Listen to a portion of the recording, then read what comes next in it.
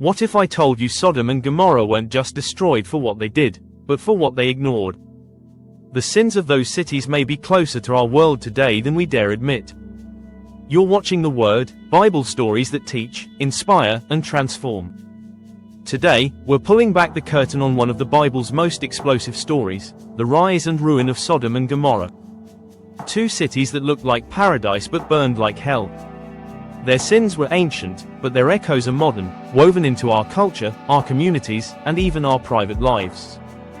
And the real twist: God didn't preserve this story just for historians. He preserved it for us, today, right now. So, buckle in. Because by the time we finish, you may never see this story, or your own struggles, the same way again. Picture the Jordan Valley 4,000 years ago. Fertile soil, gleaming rivers, a region alive with trade routes buzzing between Mesopotamia and Egypt. This wasn't desert wasteland. It was a hotbed of opportunity. To the eye, Sodom and Gomorrah looked like the future. Genesis says the land was well-watered, like the garden of the Lord, like the land of Egypt, Genesis chapter 13 verse 10. To anyone seeking prosperity, it was irresistible.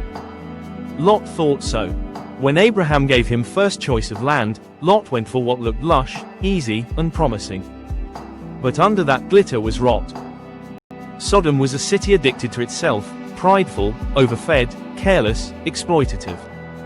Ezekiel chapter 16 verse 49 doesn't mince words. She and her daughters were arrogant, overfed and unconcerned. They did not help the poor and needy. That's the sin most people forget. Yes, sexual immorality was rampant, but the roots were deeper: pride, greed, violence, neglect of the vulnerable. This wasn't just private wickedness. It was systemic decay. Archaeologists who've studied the Dead Sea region describe sudden destruction around 1700 BC. Evidence of fire, ash, and shockwaves suggest a catastrophic event. Some propose a meteor explosion that scorched the earth so violently it left the soil infertile for centuries. Imagine, one moment, markets bustling and laughter echoing through the streets. The next, silence, cities wiped from the map. What science uncovers doesn't diminish the Bible's account, it reinforces it. Something extraordinary happened. And the Bible tells us why. But here's where the story pierces us today. Sodom's greatest danger wasn't just the judgment of God, it was the normalization of sin. When sin becomes the culture, it feels less like rebellion and more like breathing. Lot didn't move to Sodom thinking, "I'll become corrupt." He moved for comfort. Yet his family soaked in that atmosphere until corruption seemed ordinary. His daughters grew up where violence and exploitation were standard. His wife loved the city so much she couldn't tear her heart away, even as God dragged her out. How many of us are living in modern Sodoms without realizing it? We chase better jobs, bigger cities, cooler lifestyles, often at the cost of values. We bathe in entertainment that glamorizes the very things God calls sin. We laugh at shows that mock righteousness. We let our kids grow up scrolling through feeds that teach them to desire what God hates. Then we're shocked when our families wrestle with confusion, addiction, brokenness. But Sodom teaches, you can't live in toxic air without eventually breathing it in. The Bible tells us God heard the outcry against Sodom and Gomorrah, Genesis chapter 18 verse 20. That word, outcry, is the same used elsewhere for victims crying out after oppression and violence. The sins of Sodom weren't victimless. People were suffering. The poor were neglected, strangers abused, women and children exploited. This was systemic injustice that rotted the city from the inside. And when God hears cries of the oppressed, he acts. So now you act. If this story opened your eyes, don't let it be the last.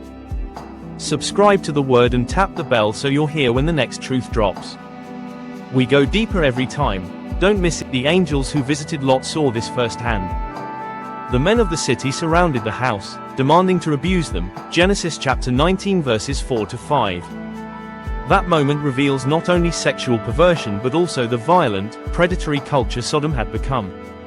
Hospitality, one of the highest virtues in the ancient world, was replaced with brutality. But notice, even then, God showed mercy. Lot and his family were warned. They were dragged out, almost against their will. And that's where one of the most haunting moments in Scripture happens. The angels gave a single command: do not look back, yet Lot's wife did. In one glance, she revealed her heart was still chained to Sodom. And in that glance, she was lost. This is where the story hits us hardest. Because how many of us live looking back? We say we want freedom, but our hearts are still tethered to old sins. We claim we're following God, but we can't stop scrolling the very things He calls us out from. Jesus Himself pointed to this story in Luke chapter 17 verse 32. Remember Lot's wife? He wasn't just recalling history.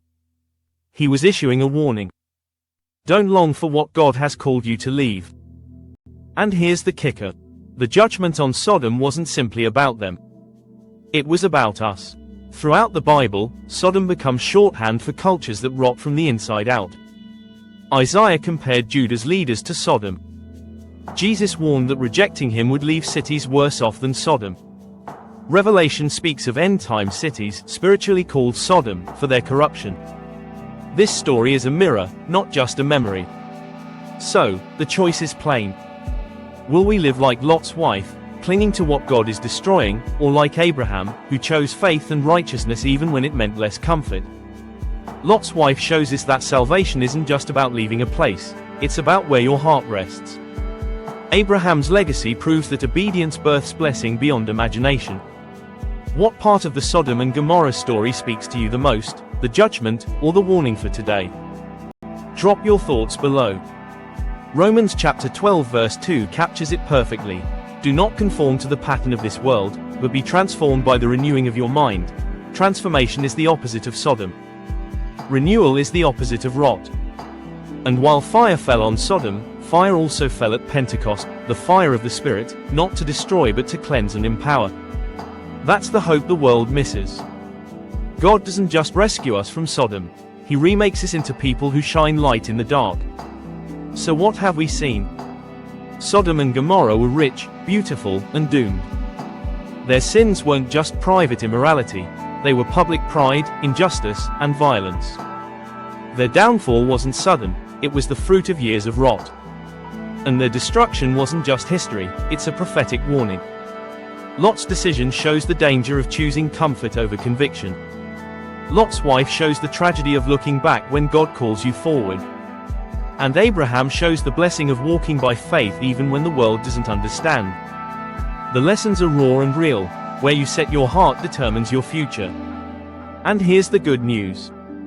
The God who judged Sodom is the same God who hears the cries of the oppressed today.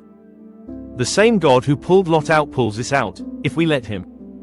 And the same God who rained fire on wickedness rained grace on the cross, offering salvation to all who believe. So ask yourself, am I clinging to modern Sodoms, or am I moving forward in faith? Because the story of Sodom isn't just their past. It's our crossroads. If this story stirred something in you, don't stop here. Watch the next video, Is This the Oldest Bible Fragment? And keep uncovering the truth that brings faith to life. Stay blessed.